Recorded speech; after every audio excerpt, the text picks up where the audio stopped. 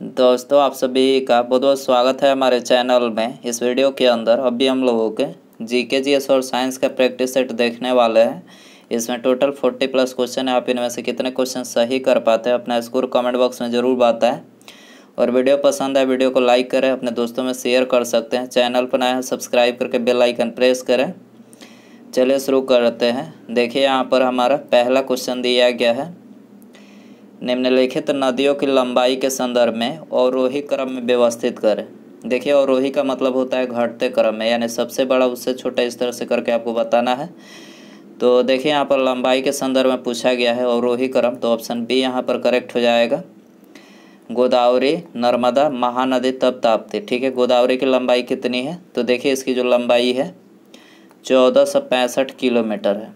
उसके बाद है नर्मदा नदी की लंबाई 1312 किलोमीटर। उसके बाद महानदी की लंबाई है 815 किलोमीटर। तब जो है ताप्ती नदी की लंबाई है 724 किलोमीटर। तो यहाँ पर ऑप्शन बी करेक्ट हो जाएगा। आगे बढ़ते हैं। दूसरा क्वेश्चन दिया गया है, यदि पृथ्वी का द्रव्यमान वही रहे और त्रिज्या 1% कम हो जाए तब पृथ्वी के तल पर जी का मान निम्नलिखित में से क्या होगा? तो देखिए इसका करेक्ट आंसर ऑप्शन बी हो जाएगा। पृथ्वी के तल पर जी का मान 2% बढ़ जाएगा। ठीक है, तीसरा क्वेश्चन देखते हैं। अंडमान व निकोबार द्वीप समूह किस उच्च न्यायालयों के क्षेत्राधिकार में आते हैं? वेरी इंपॉर्टेंट क्वेश्चन है। तो अंडमान व निकोबार द्वीप समूह ऑप्शन बी यहाँ पर हो जाएगा, कोलकाता उच्च न्यायालय के क्षेत्राधिकार में आते हैं। ठीक है, इसके अलावा भी वर्तमान में कुल कितने उच्च न्यायालय हैं? तो देखिए 25 अभी वर्तमान में उच्च न्यायालयों की संख्या है। चौथा क्वेश्चन दिया गया है, निम्न विधेयकों में से किस एक का भारतीय संसद के दोनों सदनों द्वारा अलग अलग विशेष बहुमत से पारित होना आवश्यक है? तो देखिए करेक्ट आंसर डी हो जाएगा। वित्त विधेयक को जो है ये भारतीय संसद के दोनों सदनों द्वारा अलग अलग विशेष बहुमत से पारित होना आवश्यक है। आगे बढ़ते हैं। पांचवा क्वेश्चन दिया गया है, सूर्य गिर्द एक परिक्रमा के लिए निम्नलिखित में से कौन सा एक ग्रह अधिकतम समय लेता है? तो सूर्य की एक परिक्रमा में जो सबसे अधिक समय लेता है वो यहाँ पर बृहस्पति हो जाएगा। ठीक है, बृहस्पति को सूर्य की एक परिक्रमा में कितना समय लगता है? 12 वर्ष। याद रखना है 12 वर्ष समय लगता है। छठा क्वेश्चन दिया गया है, भागीरथी और अलकनंदा नदियाँ निम्नलिखित में से कहाँ पर मिलकर जो है गंगा कहलाती है? तो भागीरथी और अलकनंदा ये दो नदियाँ देवप्रयाग में मिलकर जो है गंगा कहलाती है, देवप्रयाग में। सी हो जाएगा। सातवां क्वेश्चन दिया गया है, इंसुलिन का उत्पादन निम्नलिखित में से किसके द्वारा किया जाता है? तो देखिए करेक्ट आंसर ये हो जाएगा, आइलेट्स ऑफ लैंगरहैंस के द्वारा जो है इंसुलिन का उत्पादन किया जाता है। आठवां क्वेश्चन दिया गया है, निद्रा रोग यानी स्लीपिंग सिकनेस नामक बीमारी होती है तो किसकी कमी से होती है निद्रा रोग? तो देखिए करेक्ट आंसर डी हो जाएगा, ट्रिपैनोसोमा नाम के एक कोशिकीय जीव से। ट्रिपैनोसोमा नाम के एक कोशिकीय जीव से जो है निद्रा रोग होता है। नौवां क्वेश्चन दिया गया है, ईस्ट और मशरूम निम्नलिखित में से क्या है?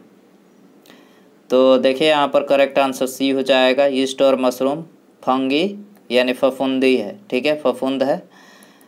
10वां क्वेश्चन है, दुग्ध प्रोटीन को पचाने वाला एंजाइम कौन सा है? दुग्ध प्रोटीन को पचाने वाला एंजाइम कौन सा है? करेक्ट आंसर सी हो जाएगा, रेनिन जो है ये दुग्ध प्रोटीन को पचाने वाला एंजाइम है।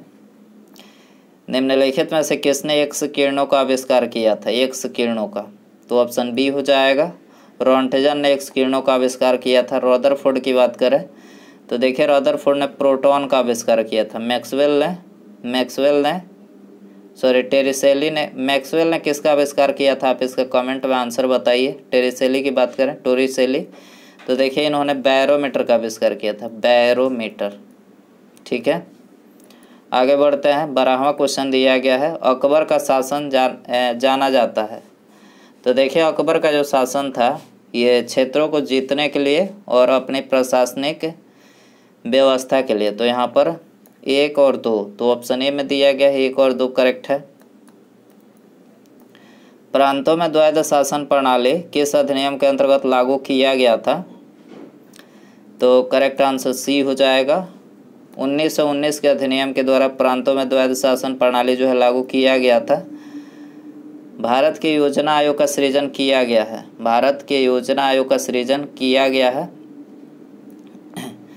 तो देखिए करेक्ट आंसर सी हो जाएगा। मंत्रिमंडल के एक प्रस्ताव द्वारा, मंत्रिमंडल के एक प्रस्ताव के द्वारा जो है भारत के योजना आयोग का सृजन किया गया है। भारतीय संविधान स्पष्ट रूप से प्रेस की स्वतंत्रता की व्यवस्था नहीं करता, परंतु यह स्वतंत्रता अंतर्निहित किस अनुच्छेद में है? तो देखिए प्रेस की जो स्वतंत्रता दी गई है वो भारतीय संविधान के अनुच्छेद 19(1)(अ) में, ठीक है, अनुच्छेद 19(1)(अ) में दिया गया है प्रेस की स्वतंत्रता। भारतीय राष्ट्रीय कांग्रेस का पहली वार्षिक अधिवेशन आयोजित हुआ था, तो ये 1885 बम्बई में आयोजित हुआ था, 1885 बम्बई, ठीक है। इसके अलावा लॉर्ड डफरिन के समय में 28 दिसंबर सन 1885 में बम्बई में हुआ था और इसमें 72 प्रतिनिधियों ने भाग लिया था, ठीक है। आगे बढ़ते हैं। भारतीय राष्ट्रीय कांग्रेस ने पूर्ण स्वराज को अपना लक्ष्य पहली बार किस अधिवेशन में घोषित किया था? तो देखिए करेक्ट आंसर ये हो जाएगा, लाहौर अधिवेशन में घोषित किया था। निम्नलिखित में से किसमें कोबाल्ट होता है? तो देखिए कोबाल्ट जो होता है ये विटामिन B12 में होता है। किसमें? Vitamin B12।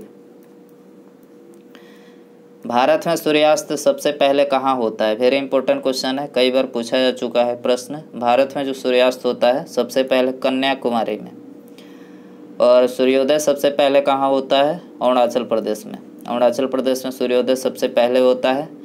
पाक की खाड़ी अवस्थित है, तो देखिए करेक्ट आंसर सी हो जाएगा। मन्नार की खाड़ी तथा बंगाल की खाड़ी के बीच जो है ये पाक की खाड़ी अवस्थित है। भारत में न्यायिक पुनरीक्षण की संकल्पना किस देश के संविधान से ली गई है? तो न्यायिक पुनरीक्षण की जो संकल्पना लिया गया है संयुक्त राज्य अमेरिका के संविधान से, ठीक है। महात्मा गांधी के द्वारा दक्षिण अफ्रीका में प्रकाशित की गई पत्रिका का नाम क्या था? तो गांधी जी ने दक्षिण अफ्रीका में जो पत्रिका प्रकाशित किया था उसका नाम था इंडियन ओपिनियन था, इंडियन ओपिनियन। समान कार्य के लिए समान वेतन भारत के संविधान में सुनिश्चित किया गया एक है।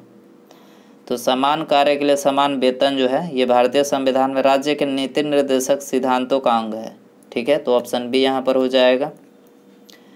शुक्र ग्रह पर एक दिन पृथ्वी के कितने दिनों के बराबर होता है? तो शुक्र ग्रह पर जो एक दिन होता है वो पृथ्वी के 117 दिन के बराबर होता है, ठीक है, 117। ऑप्शन ए हो जाएगा।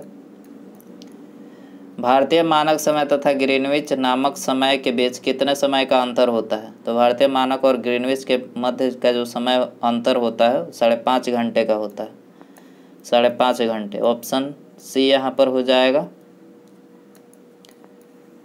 क्रेब्स चक्र में किसका संश्लेषण होता है? तो देखिए क्रेब्स चक्र में पाइरूबिक अम्ल का संश्लेषण होता है, पाइरूबिक, बी हो जाएगा, पाइरूबिक अम्ल का। आगे बढ़ते हैं। निम्नलिखित में से किस वैज्ञानिक ने पहली बार कहा था कि पृथ्वी सूर्य के चारों ओर चक्कर लगाती है और पृथ्वी ब्रह्मांड का केंद्र बिंदु नहीं है? तो ये किसने बोला था? करेक्ट आंसर बी हो जाएगा, कोपरनिकस ने कहा था, ठीक है। नर्मदा नदी का उद्गम होता है, तो इसका उद्गम कहाँ होता है? अमरकंटक से, अमरकंटक से नर्मदा नदी का उद्गम होता है। राष्ट्रपति अध्यादेश कितने काल तक प्रभावी रह सकता है? 6 महीने तक, 6 महीने तक प्रभावी रह सकता है। गैस एजेंसियों द्वारा सिलेंडरों में भरकर दी जाने वाली कुकिंग गैस होती है, तो कुकिंग गैस जो होती है वो द्रव होती है, ठीक है। इसके अलावा गैस सिलेंडर में ब्यूटेन और प्रोपेन का द्रव जो है भरा जाता है, आपको याद रखना है, प्रोपेन और ब्यूटेन होता है। निम्नलिखित में से किसकी उपस्थिति के कारण पादप कोशिका जंतु कोशिका से अलग पहचान ली जाती है? तो देखिए करेक्ट आंसर बी हो जाएगा। कोशिका भित्ति के द्वारा जो है पादप कोशिका तथा जंतु कोशिका में अलग पहचान ली जाती है। 30 डिग्री दक्षिण और 30 डिग्री उत्तर से भूमध्य रेखा की ओर बहने वाले सनातन पवनों को क्या कहा जाता है?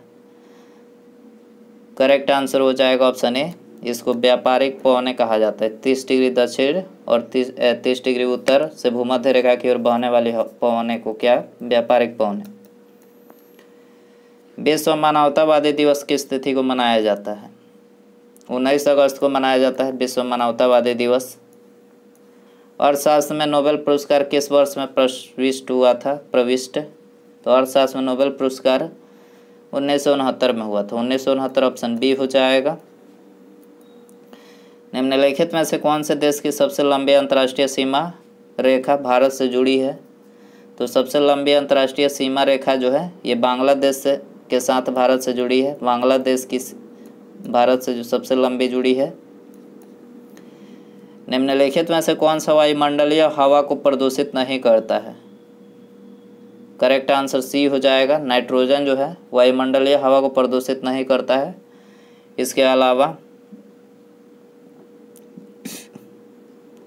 नाइट्रोजन जो है वायुमंडल में सबसे ज़्यादा पाया जाता है। कितना? 78%। याद रखना है, सबसे ज़्यादा नाइट्रोजन 78%।